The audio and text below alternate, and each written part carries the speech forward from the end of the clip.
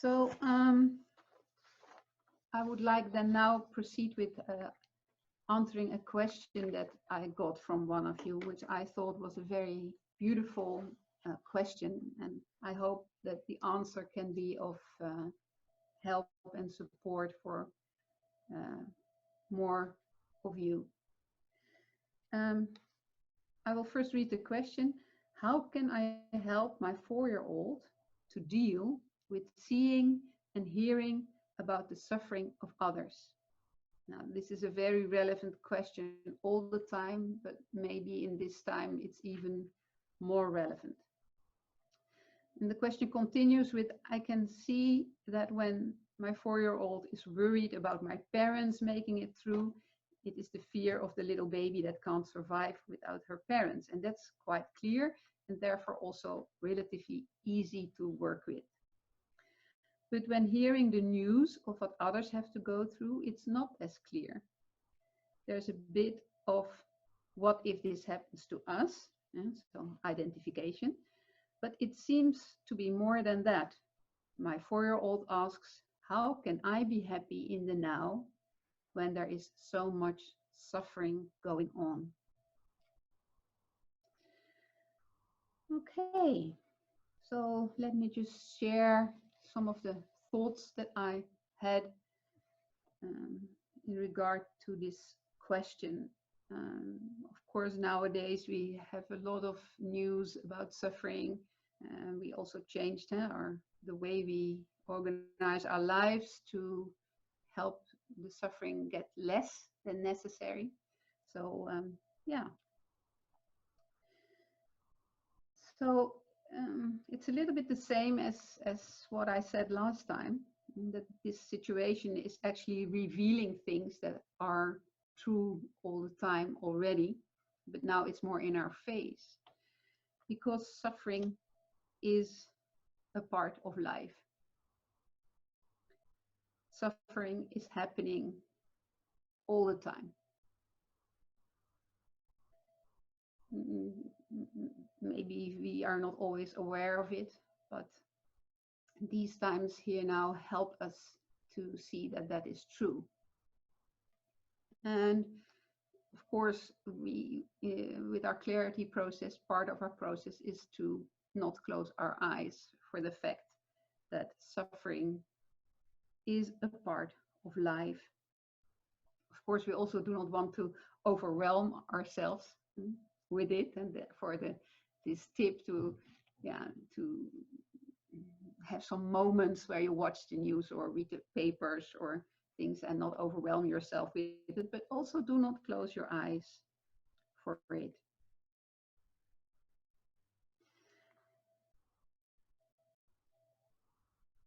So when your 4-year-old is upset because you are confronted with how much suffering there's actually going on, then the best thing, of course, is to, let's say, do a dialogue or some monologuing to allow your 4-year-old to express that concern, to cry, to share the fear or the helplessness that is connected with it.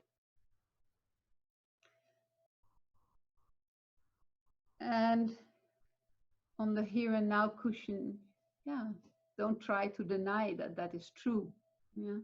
Give her or him, your 4-year-old, credit for at least being open to it and being willing to let it come in.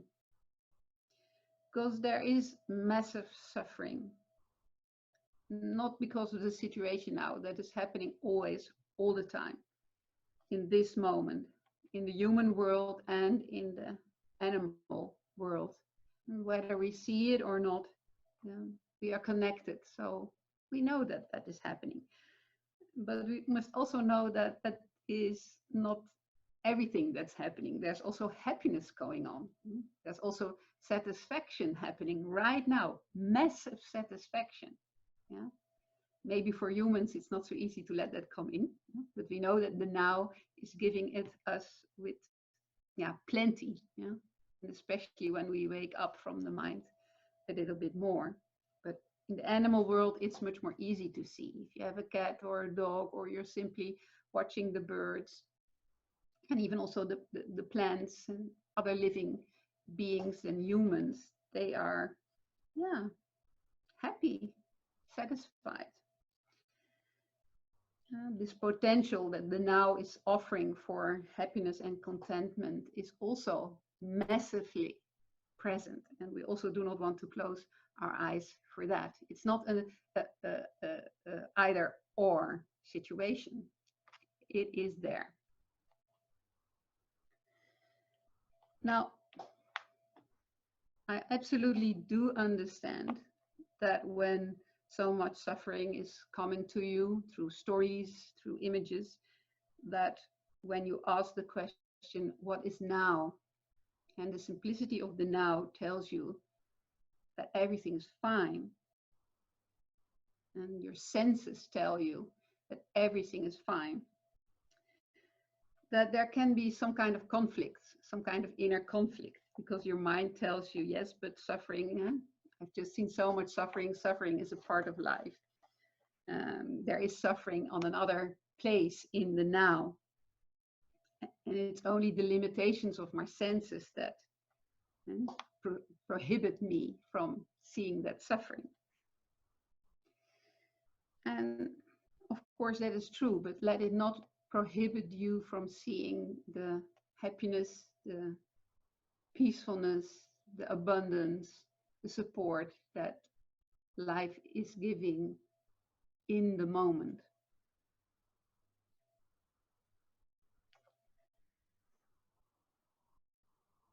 The last question is actually, how can I be happy in the now when there's so much suffering going on?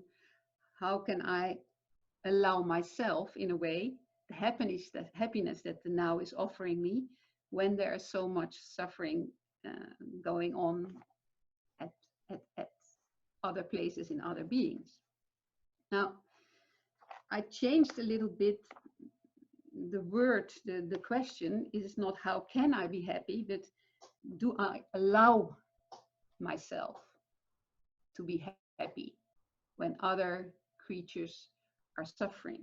Because if you change the word can into allow, it's much more easy to get in touch with movies that are absolutely connected to this question. And then again, you can do your work and use our tools and get clarity about it. Because when you look into your movie world, you probably can get in touch with memories where you were not allowed to be happy when other people in the family were suffering. And you can pick up your pendulum or talk with your 4-year-old about it.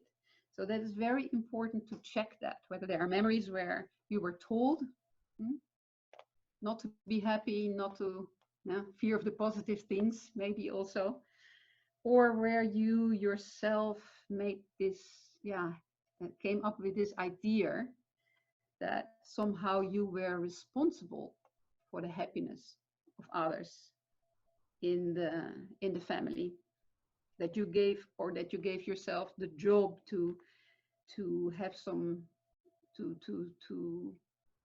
not be happy when others are not happy, as a way to influence the situation, and that in turn can be connected with your survival strategies. For example, if, let's say, your mother is ill or depressed, it can also happen that a child feels, in order to connect with her, I have to have the same energy swing. And when I'm happy, I'm not connected. And not being connected is being in fear, being in danger. It can be all kinds of things. But so if you change the world, can I be happy when there's suffering in the world? Do I allow myself to be happy when there's suffering in the world? You have much more easy access, I think, to old movies that are connected with these old ideas. So yes, this is one thing that you can do. Allow your 4-year-old to share fear and grief and memories that are connected with actually a fear to be happy when other human beings specifically, but it can also be projected, of course, on animal beings, are not happy as well. So that's one thing. But I would also like to point out a second thing that can be really helpful for your spiritual growth.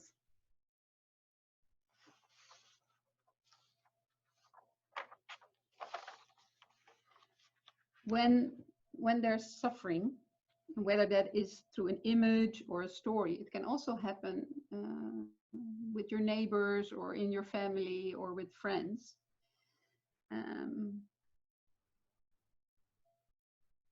You can be confronted with a feeling of helplessness because you actually would like to help them. That is your heart speaking. You would like to make the suffer less for them. And very often you have no tools to do that. And that brings you into touch with the feeling of helplessness. Of course, when it are images or stories, this is even bigger because you're not there. But it can also happen when it's in your own circle. Now, there you can do a lot of good work for yourself to separate the helplessness that comes with the limitations of being a single human being from the helplessness that is also triggered in your subconscious system of birth. Yeah? We all carry a traumatic birth experience in our memory bank, in our defense system. And we are all in complicated strategies,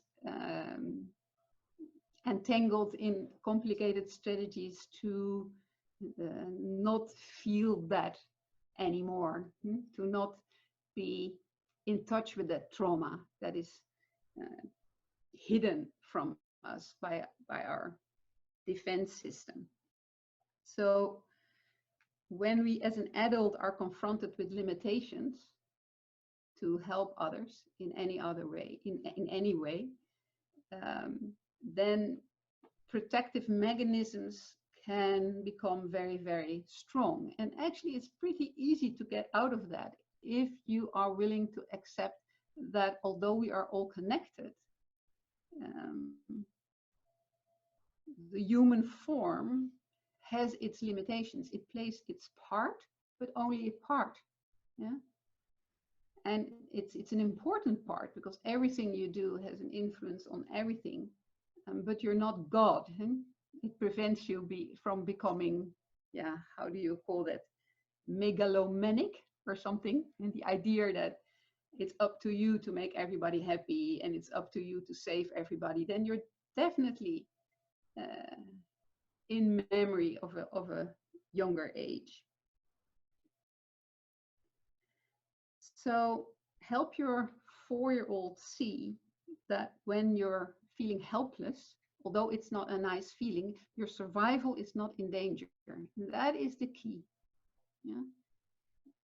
Be okay with feeling the limitations of living in this human form. And then your 4-year-old does not have to stress you out about it. It actually then opens up a quality that I wanted to talk about with you, and that is the quality of compassion.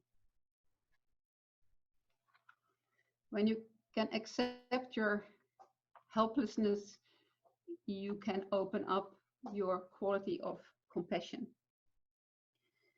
And it is a great quality. The Tibetans use the practice of compassion as one of their strong tools on the path to self-realization. They even have a name for it, a meditation. They call it Tong Len.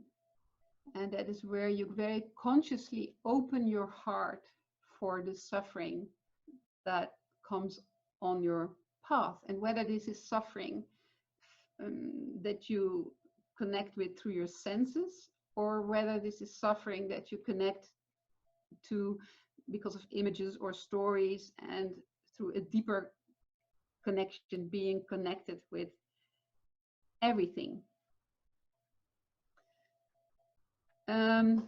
Toby is asking what to accept to open up to compassion. Accept your limitations as a human being. And so we could actually also practice this, and it could be a nice practice, I think, for these days from now to next Tuesday, to practice compassion. And the Tibetans have a very lovely form also.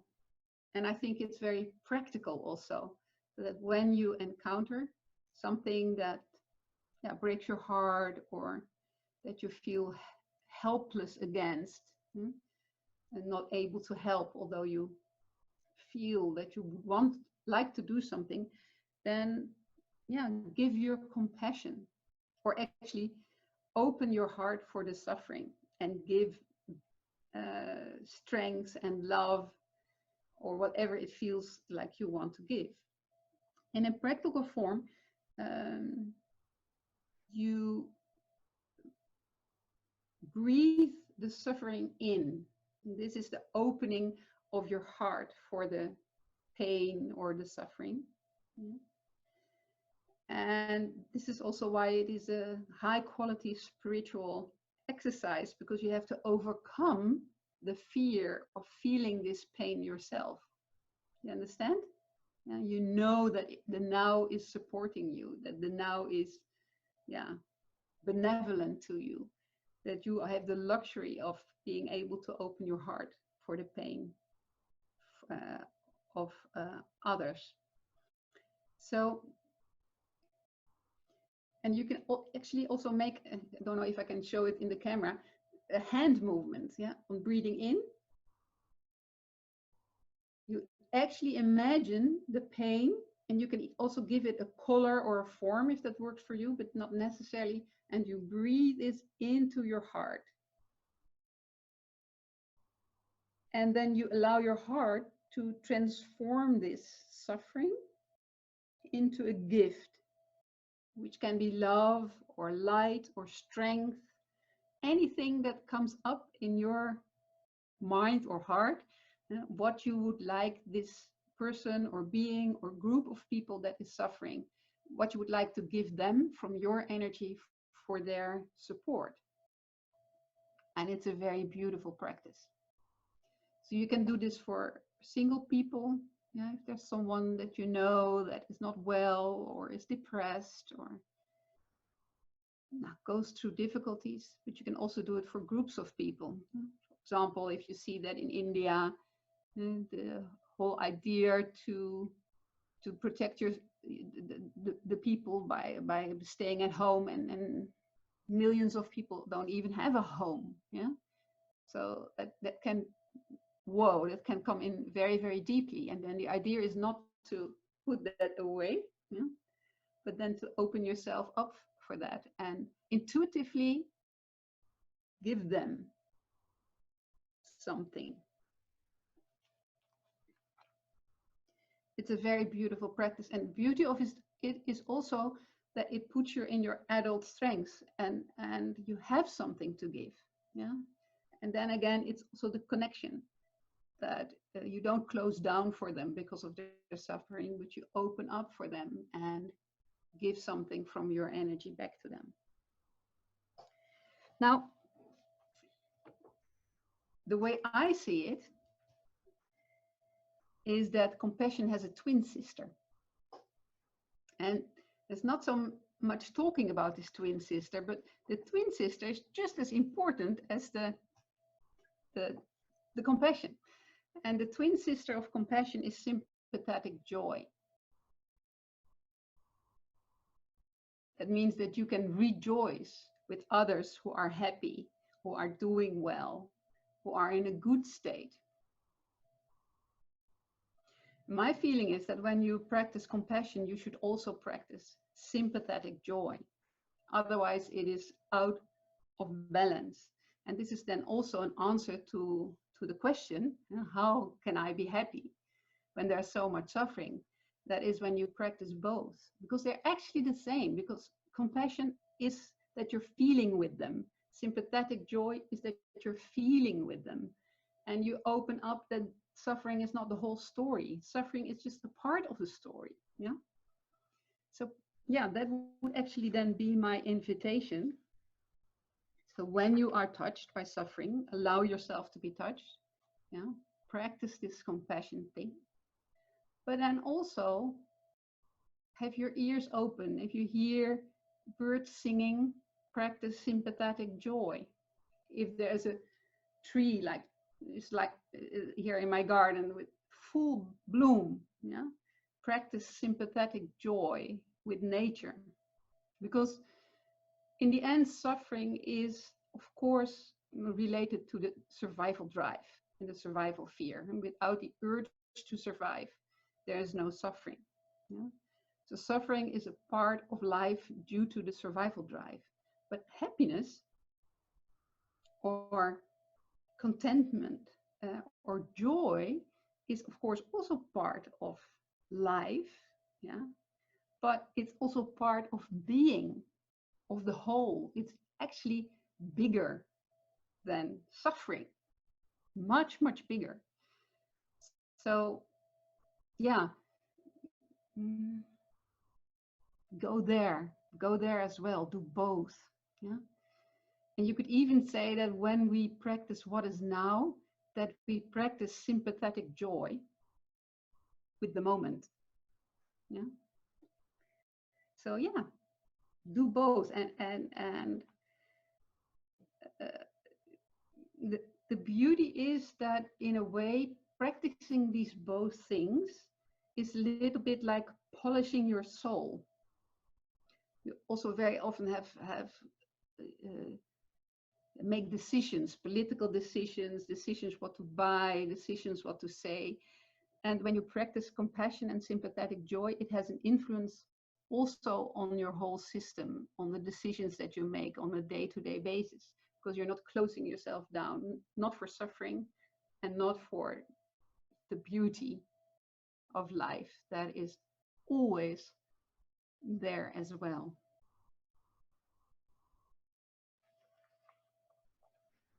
So yeah, don't know how much time we still have, but to me that is something we could take with us in these times. Let me see, there are some questions maybe in the chat.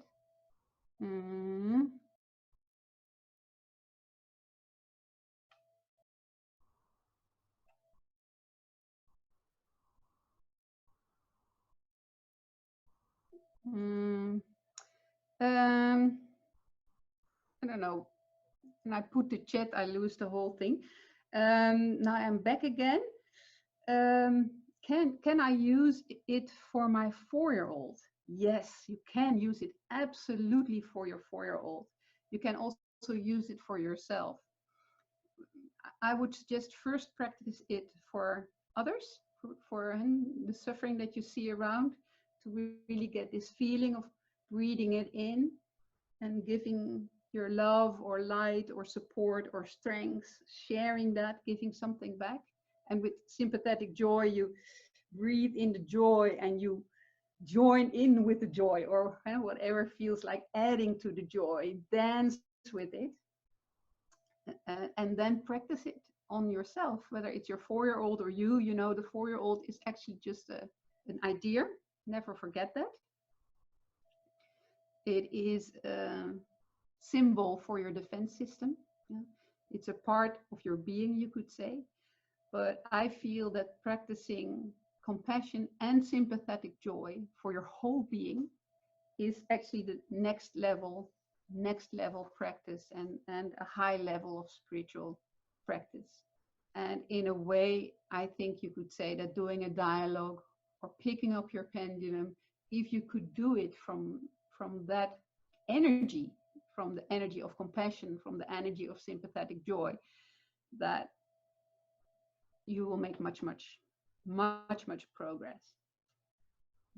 Because there is a selflessness then involved, and the compassion, the sympathetic joy lifts you up from the selfishness that is engaged in the struggle for survival thing.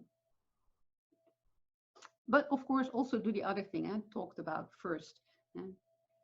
See if there are movies connected.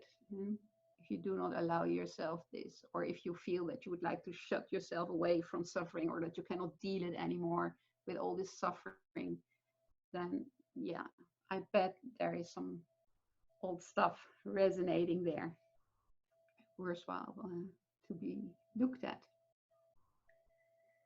Yeah, let me see in the chat if there's anything more. Nice things. Yeah, there's of course also books. Pema Sjödron, I get the tip from someone. I think you gave the tip to everybody. You can of course read books about it, but the best thing is to practice it. That would be my advice. Not to practice, but not to read a book about it, because it is so simple, and you can do it while you are, let's say, watching the news, or anytime. And yeah. And also when you are in the here and now, practicing being joyful about what is given to you. And maybe the question from the, can you use it for your 4-year-old?